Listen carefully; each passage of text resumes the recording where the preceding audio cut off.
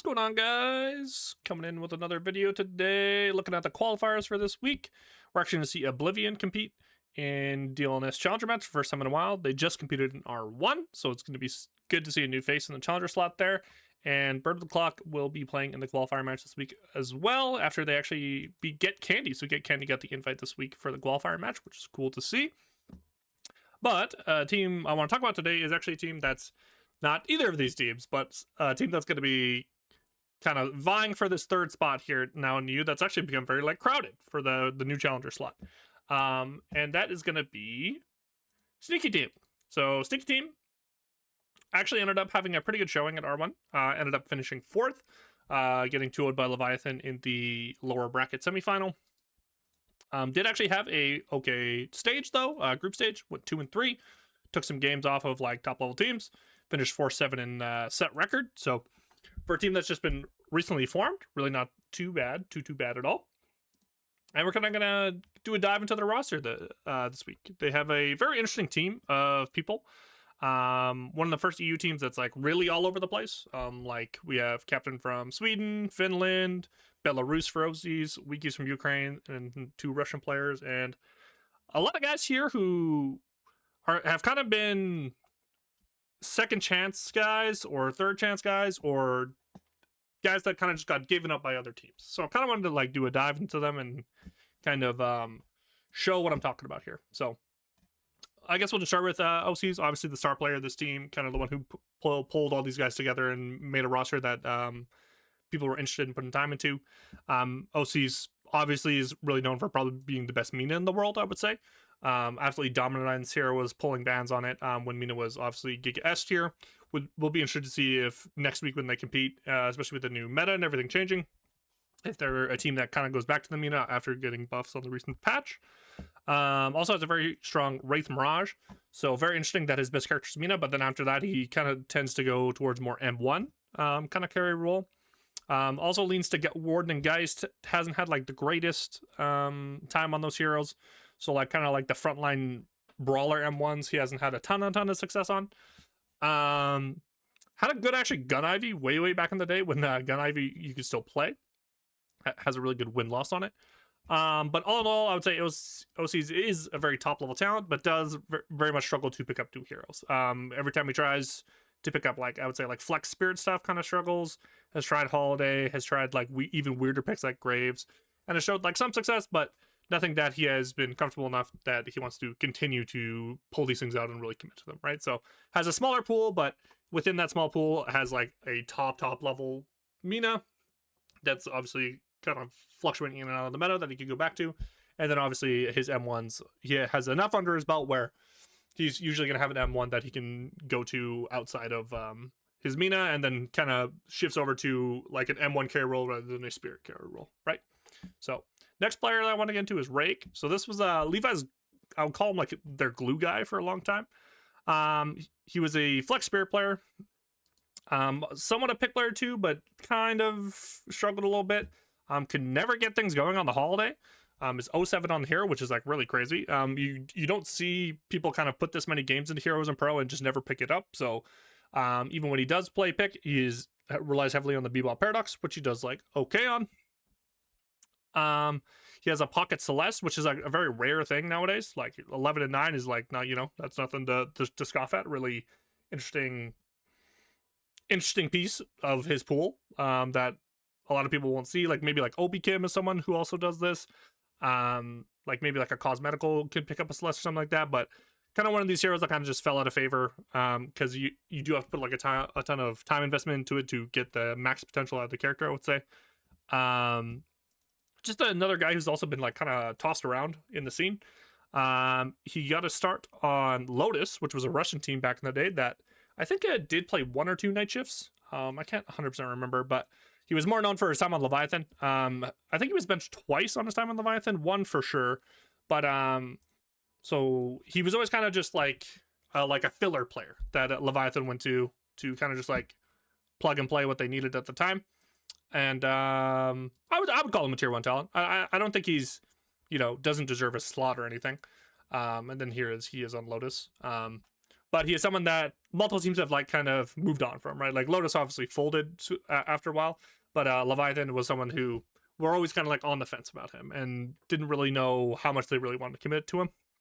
And then the broad a guy who shares that quality with him is Mausa G, who is a player that has played on every top level team except for Abraham's. He's played on other like kind of like invitational teams, like he's played on Yoshi Yo-Yo. He's played on Virtus Noob. These are kind of just like thrown together teams, Indomitable for R1 Tourney, Deathslam Invitational and stuff. But he has also played on Buff and Drawers, and he's played on Leviathan for the R1 Tourney. And now obviously on Sneaky Team, so like 3 of the top 4 teams kind of in the scene right now that he's played for. So he's kind of bounced around there as well. Why he's kind of bouncing around is he's very much like a one-dimensional player. He's very much so a pick player. Does play all 3 of the pick heroes. Doesn't have a ton of games under his belt outside of the Bebop. But this is kind of why, like we talked about in my other videos, where teams kind of want to move away from these players. So when you're forming a new team, someone like Mausa G is actually like appealing to you because you know exactly what you're getting when you bring him in. And so he's going to kind of play that role in the team. Wouldn't be surprised if he plays some like Flex Spirit and stuff like that as well, just as they try to make drafts work and stuff like that. Like he's tried the Calico in the past, he's tried the GT in the past. So wouldn't be shocked if he plays some of that. But all in all, Mausa G is like one of those guys where he's like right on that fringe of like tier 1 pro and tier 2 pro, because he has picks that he's good on at tier 1 level, like pick, but then why he's considered tier 2 is kind of he doesn't have like that a secondary role that he's really like shown out on. So again, this is why he's like available to be picked up for Sneaky Team, right? Captain was someone I wasn't really familiar with, but I should have been, because he actually comes from Fearless Furries. So Fearless Furries was a old EU team that was in a challenger match quite a bit. They were kind of like the fill-in team whenever one of the top 3 teams wasn't able to make it, being Leviathan Hams or Buff and Warriors or Loki W. So they were an interesting team, and he was on this team. And eventually Fearless Furries would fall apart, but it's just interesting to see someone come from that tier 2 scene, right? Like that's what I love about the last couple guys we're getting into here, is they're very like committed, and they want to. It's very obviously how much they want to be in the scene, because they commit like substantial time to being on these teams, right? Like you're scrimming a lot, you're not getting paid, you're not even like getting the opportunity to show off your team. And I guess he only technically played like 1 series with them, but at the end of the day, it's like he was part of a team that was like pretty well put together, right? Eventually went to Buff and Drawers, played some series with them as they were kind of doing this is like the Loki W era where they're like retooling and repiecing the roster. Plays a series in Night Shift EU for Hams, plays on Get Candy, funnily enough, in the Night Shift Open, and then now obviously he's on Sneaky Team. So Captain will probably be their Swiss Army knife player. Does play a lot of stuff. Just like if you just look at these picks, like they're just kind of all over. Like obviously I would say he's maybe going to play more frontline for them, but he can play M1. He'll probably be their alternate M1 player outside of OCs. So anytime OCs is going to be playing like a Mina or maybe like a GT or something like that, Captain's probably going to be the one who slots it on the M1 role. Again, totally depends on the draft and stuff like this. But kind of a Swiss Army knife, can play a lot of different stuff. So we'll be interested to see where he fits in, but I do probably see him as like their more versatile player. And then Weab and Wiki are very, very little known about these guys. Weab actually is a fucking tier 2 climber. Has played on a lot of teams. Played on ZXWASZ. No idea what that team was for Monko Cup. Monko Cup is like I think it's a Russian or like Asian ran tournament, if I'm not mistaken. And then he played on New York Reapers, which I had heard of, but I didn't follow this team very closely. They were like playing in obviously like DSI invitationals and stuff like that. So he was on this team. Played pretty well. And then obviously now is on Sneaky Team. He's another one of these guys that you can tell just really wanted to be in the scene, right? Like is playing on tier 2 teams, competing in tournaments, and is just kind of down for any opportunity to kind of like show off what he can do. And he'll probably be kind of a mix of like support for the team, I would say. Support player or like more like flex player, flex spirit type of thing. Like he plays the Sinclair, plays the Paradox, has the Doorman, right? So he'll kind of like bounce between those 2 roles, I think. I think him and Captain will be the ones that kind of like mix around there. And the one I know least about on this team is Wiki. So Wiki's brand new to the scene. Has literally played 7 matches. Has played frontliners like Shiv, Silver, and Geist. Geist obviously being more like an M1 carry, but like does higher damage, has a big HP pool, so plays similar to a frontliner. Played a Mirage game, so I think he could be another one player that maybe they just kind of put on frontline in the beginning and kind of just figure out what to go with there. But again, very, very little data on Wiki. You know, he played on No Mercy back in the day, which was, I'm pretty sure, a Russian team. Just for the DSI Shift DSI Invitational. Played in a night shift. No Mercy got an invite one time again when one of the top teams was out. And he'll kind of be, I would say, their player they're looking to shape and form. Like he I would probably say he's their biggest development player that they want to probably turn into like a good frontline player, and then probably mix in some like variety picks there to see like what he can really like pop off and do. So this is an interesting roster. It's a lot of like people who are like tossed to the side, even with their star player being OCs. Obviously, like joined Leviathan and then had the classic like disagreement on Twitter with Debov, where he posted Debov with like the, I don't know if it was Saddam Hussein like uniform, just like the military uniform. I don't know, just kind of meaning on. So even OC's on when he joins the Leviathan roster, that was like a super team. Eventually gets the boot. Right, gets the boot from Leviathan. Mazaji's like a filler guy for a bunch of teams, gets thrown around. Same with Captain, has played on a bunch of teams, been thrown around. So these are all guys that have been kind of given up on by other teams, kind of coming together here. And then some two like newer faces to the scene, or more so with WeApp, like a tier 2 player who's like really proven that he deserves a chance at like a tier 1 roster, right?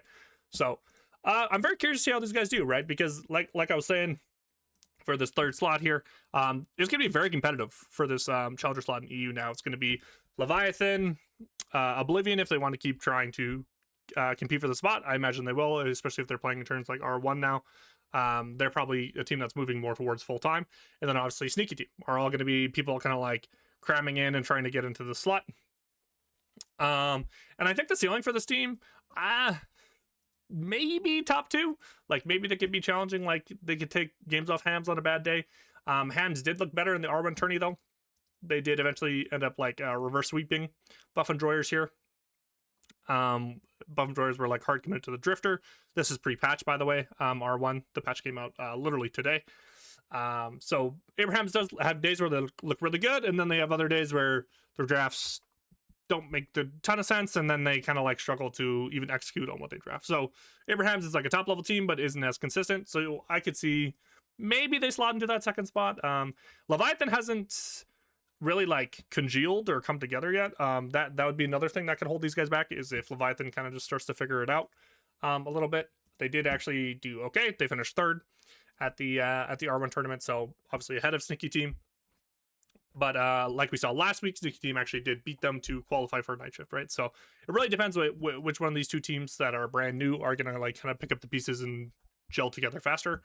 But the other thing is why I wanted to make this video more was, even if this roster doesn't work out, I think there are like core pieces here that should maybe look to stick together. Should maybe look to think about playing together more and just like kind of being like a core. Depending on how WeApp looks, like I could definitely see him being kind of like a hidden gem that comes at a tier 2 here. And then I think like Ozis and Rayek just are two players that can like complement each other really well. And it's not to say Mazaji, Captain, these other guys could make work. Maybe they will make this roster work, right? But I think after what we saw with the FPSL roster is, if you're simply just like putting the time in, committing, and just being invested into your team environment, there are going to become players that eventually want to like just look for new opportunities, or people step away from the game because the money isn't great right now, right? Like a lot is still in flux in the scene. So GMing isn't something that really has entered the scene yet with how early on it is, but I think having a brand that people know in the game will eventually kind of like bring talent into you, and bring talent, just talent will be interested in what you do and how you operate, right? Like I think the craziest example of this right now is MLC Academy, right? Where they technically don't have a 6th player. They're going forward with a second week with Venal. So we'll see how that goes. But MLC literally handpicked like 20 or 30 players, I don't know how many it was, from like top NA ladder. And we're like, hey, we just want to like put you guys in an organized environment. We want to develop you, kind of show you what top level talent looks like. And then even if we don't go with you, there's just a great experience for you guys. And if any of those people actually do like end on like even going on to other teams that are MLC, you'll have that connection with MLC, right? That like you'll in your head you're like MLC. You would know Ido, you'd know Sai, you know all those guys when they brought you into the scene, and then it'd just be like it's a relationship building thing, right? So this is something to kind of like think about going forward. I'm not saying every team should run an academy system like this, but it's just an interesting thing I think Amelia Creeps did, where it's a great idea to like establish connections and just kind of be in touch with people who could eventually move into like major roles in the scene, right? Like if you just look at all the roster, like what if the Leviathan thing doesn't work out? Like what if they can't break through to like top 2, top 1 slot, right? Like what if the Hams just keeps consistently beating them? Like there's a lot of guys on this team that could eventually maybe want to join your roster, right? Like Fremont, for example. Like Fremont could want to join your team. Overseas could want to join your team. You know, the DMOV relationship is a little on ice there. I don't know if they want to bring in ABL. Sai could want to join your team. Or Zumi, right? Like if this team explodes, there's very top level pros here that you could slot into your team, and then I would feel a lot more optimistic about you kind of like punching through to that like upper level of talent, right? It's all things you can take advantage of if you kind of like stay together and have your core group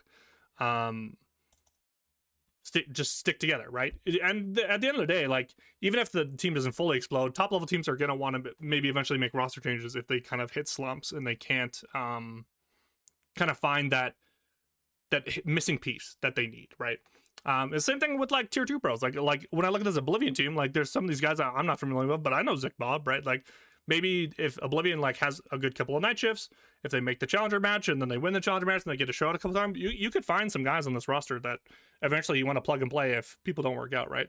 And it sounds like I'm not even giving them a chance to develop. Obviously, that you should play a couple night shifts together. You'd figure things out with your team, but eventually, if you do see that some of these guys you're taking flyers on aren't working out, there's a lot of talent in the scene. So I don't want to see the imploding of teams like what happened with the new looking Leviathan, where OC is just immediately they lose 1 week, they get an argument, and they just leave, right? So I think now that kind of like the more star player, more I don't even want to say ego because I don't really know these guys, but the very opinionated people, obviously, kind of like have their own teams. I think it'd be a good idea for those people to kind of like stay within their brand and bring people into their programs if things eventually don't work out right. So just something I want to talk about. I'm going to do a little bit shorter video this week because I did a long rant about esports last week, which you can look at there if you want to watch that now.